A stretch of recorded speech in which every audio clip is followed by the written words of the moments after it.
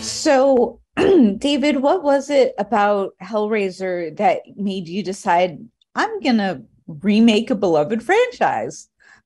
What? Well, there was an appetite to do it. I mean, as a fan, I just have always thought it's a really expansive palette to play in. And there's just universes you can do with this world. And so when Spyglass had gotten behind it and Phantom 4 and approached Ben and Luke, the writers, and then myself, it felt like, an amazing opportunity to open that door. And I mean, I never thought I would have the opportunity to work on a Hellraiser movie, but as a filmmaker of horror, it's something of a dream come true.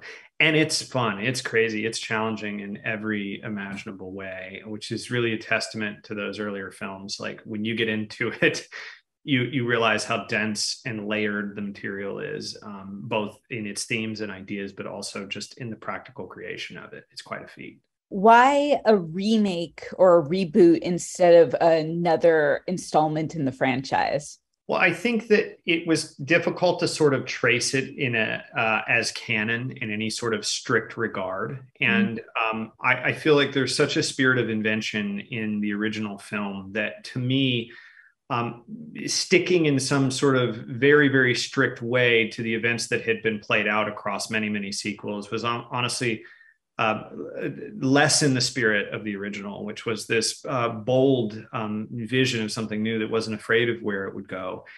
And then I've also always been a fan of, I mean, how do we regard our IP? I like a little bit of what DC has done over the years, where every few years somebody gives you a different take on a popular character, and you go, like, I didn't know I was down for, an emo Batman detective until Matt Reeves showed it to us. And there's a piece of me that goes like, yeah, what if this is Batman? And you play that game for a period of time, and this will not be the last Hellraiser movie, but this is our Hellraiser movie. And this was the direction we were most inspired to take it.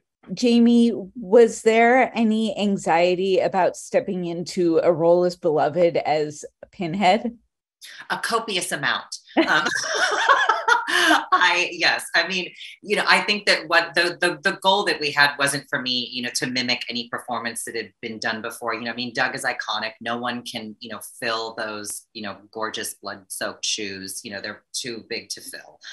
So David and I just had many conversations, about what this version would be, and what she would look like, and what she would sound like, and what her motivations were. And I really just tried, to take everything that we talked about in those conversations and then bring that with me into the makeup trailer. And then, once the makeup was all done, just kind of like melt all of those things together to then when I got onto set, I was just really mentally in this incredibly dark, sensual place that I had never been before. That was a really fun trip, a place to explore as an actor that was so fun. And I mean, I just hope that people like it.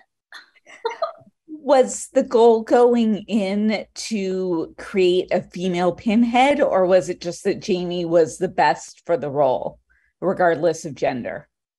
We always knew we wanted Pinhead to be played by a woman. But we didn't know how to do that. We didn't know who would do that, and it was Jamie's read that struck us.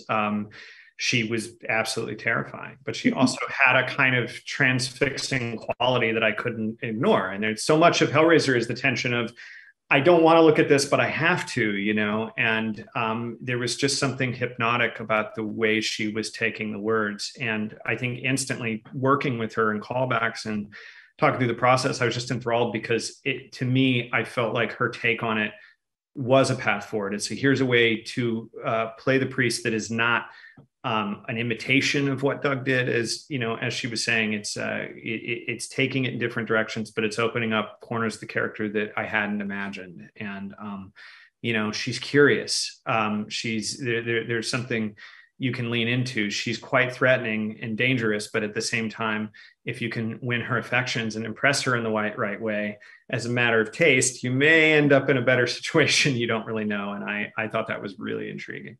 Yeah, she's not an out and out villain. Right. Did you see her in that way? Did you play her in that way, Jamie? It's interesting. I mean, no, I mean, because the Cenobites don't ask, to be summoned. We just are, and we're showing up and we're doing our job and we're doing it to the best of our ability. And our job just entails these certain tasks that might be unsavory to some, but we're really just trying to show these people who are playing with the box that, there's so much more. And listen, it's great over here. Come on. So no, she's not a villain. Am I the villain? I think we were always drawn to the idea in the original film that they were somewhat neutral. There's always a more morally corrupt human figure, and that the Cenobites are offering experience, but it's experience to a particular extremity that you may or may not want to partake in, depending on your tastes, and that's where the tension comes from.